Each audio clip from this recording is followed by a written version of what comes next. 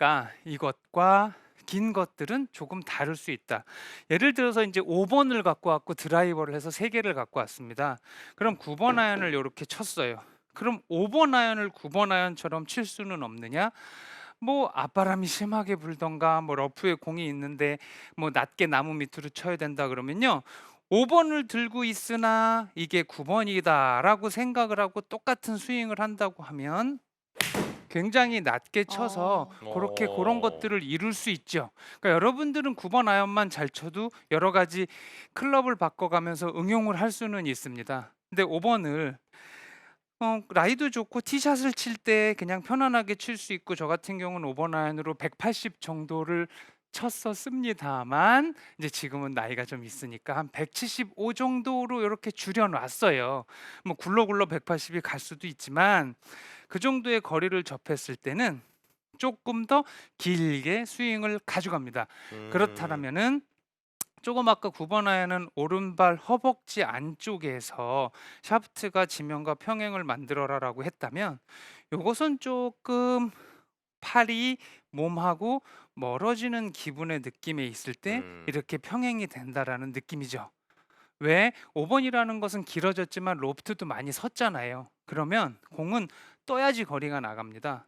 그래서 조금 더 야치 멀리 갔다가 그다음에 쳐주면 공이 조금 더 수월하게 뜨기 때문에 어드레스 했으면 코킹에 대한 부분을 조금 자 이렇게 뻗어 놓고 뭐 꼭 다 같은 건 아닙니다만 뭐 저스틴 토마스라든지 요즘에 젊은 프로들이 외그를 하기 전에 물론 길을 확인하고 자기만의 길을 만들고 그 느낌을 찾아 놓고 치는지는 모르겠지만 항상 그 선수들의 루틴을 보면 들어 놓고 만들어 놓고 그러고 치는 경우가 많더라고요. 아 굿샷. 그러면 굿샷. 일부러 뭘 이렇게 한다라는 것보다는요. 느낌상으로 174면 좀 줄었구나. 네. 180이 캐리가 떨어져야 되는데 조금 줄었어요. 그래서 여러분들께서도 조금 크게 멀리 가준다라는 느낌을 가질 수밖에 없어요. 9 번하고 많이 틀리진 않아요. 예를 들어서 여러분들이 저를 여기서 지금 수년간 제가 6 년째 여기 와서 이러고 있어요. 그러니까 그전부터 보셨던 분들은 '아 저 사람이 치면 대충 머릿속에 그 스윙이 비슷하게 남아 있을 거'라는 거죠.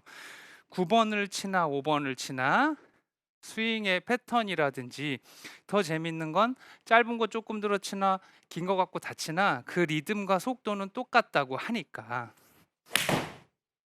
네 그런 느낌은 똑같다고 해요. 그러니까 9 번을 쳐도 뭐 1.8 초, 5 번을 쳐도 1.8 초, 드라이버를 쳐도 1.8초 다 시간은 같다고 합니다. 그러니까 여러분들께서는 이런 숏아이언 9번 밑이나 30m 밑에 부분들은 조금 더 몸의 움직임을 적게 하기 때문에 지면과 평행이 되는 이 코킹이란 부분이 빨리 이루어지는 것이고요.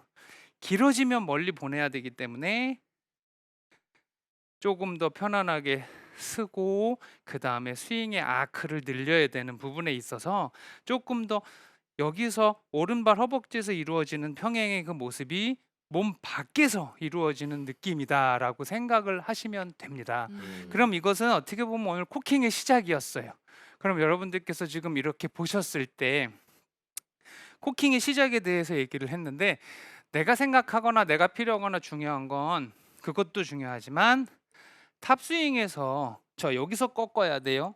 여기서 꺾어야 돼요. 이게 맞아요. 수평이 돼야 돼요라고 물어보는 경우가 있습니다. 근데 그 전에 어렸을 때 제가 책을 봤을 때 세계에서 가장 유명한 프로 셋을 보여주면서 뭐 폴 에이징거라는 유명한 선수는 채가 요만큼밖에 안 가요.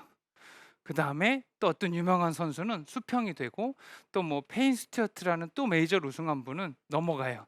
세 선수의 샷을 보여주면서 비교해 준 비디오와 책을 봤는데 공교롭게도 그 세 선수의 손목의 모양이 굉장히 비슷했었어요. 그러면 무엇의 차이가 있느냐 하면 그것도 리듬적인 부분하고 큰 것 같아요. 우리가 백스윙을 그렇게 시작을 해서 탑스윙을 들었을 때 "자 백스윙 들어보세요. 탑스윙을 만듭시다."라고 했을 때 자 딱 요렇게 만드는 사람들은 사실은 없어요, 선수들은. 왜? 우리가 여기서 한 80% 75%만 든다고 해도 그 원심력에 의해서 채는 넘어갔다 오기 때문에요. 예를 들어서 저 같은 경우 지금 한 45도 뭐 정도만 친다고 해도 제가 치면 제 채는 45도가 아니고 훨씬 더 넘어가는 그런 모양이 된다는 거죠. 굿샷. 네. 그러니까 저는 지금 일부러 이걸 수평으로 만들려고 애쓰지 않았지만 화면상으로 봤을 때는 수평에 가까운 모양이 되거든요. 하나만 생각을 여러분들이 해 주시면 조금 더 쉬워요. 그게 뭐냐면 어드레스를 했어요. 백스윙을 크고 길게 쭉 가져갔을 때 자 여기서 뭘 느끼시면 좋냐. 자 우리가 어드레스를 했을 때 오른손에 이 생명선 있잖아요. 얘가 내 엄지를 누르고 있는 모양의 그립을 만들고 있습니다. 자, 그러면 백스윙을 들었을 때 어떤 느낌을 가지면 좋냐면 자, 여기서 오른손 생명선으로 엄지 있는 데를 좀 쭉 눌러준다고 하세요. 음. 그러면 과도하게 넘어가는 부분도 막을 수 있지만 너무 이렇게 갖고 칠 수 있는 부분도 채가 넘었으면 조금 칠 때 흔들릴 수가 있거든요. 네. 근데 오른손 엄지의 생명선으로 이렇게 좀 눌러준다라는 느낌이면 오른팔이 쭉 펴지기 때문에 스윙 아크도 커질 뿐더러 왼손이 꺾어지는 부분에 대해서 조금 일관성을 가질 수 있습니다. 어. 그래서 어드레스 하셨을 때 오른 손목을 조금 지그시 이렇게 눌러준다. 오른손 손바닥을 지그시 이렇게 눌러준다고 하면 여러분들이 그 비거리에 대한 생각을 하잖아요. 아크가 커지기 때문에 비거리에 대한 이익도 생기지만 탑스윙 손목 코킹의 일관성도 가질 수 있다라는 거죠. 네, 그러면 좀 비슷한 모양의 계속적인 탑스윙을 만들 수 있습니다. 숨이 조금 차네요. 치면서 롱샷을 치니까 다시 한번 설명드릴게요.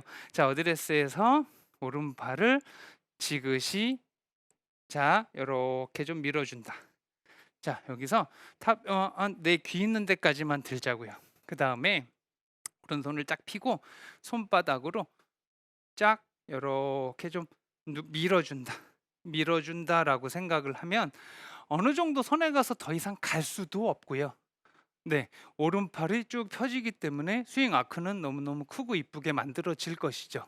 그러면 여기서 이렇게 가까이서 붙은 곳에서의 공의 임팩트보다는 이 허전하고 먼 곳에서의 임팩트가 더 큰 힘을 전달할 수 있다라는 거.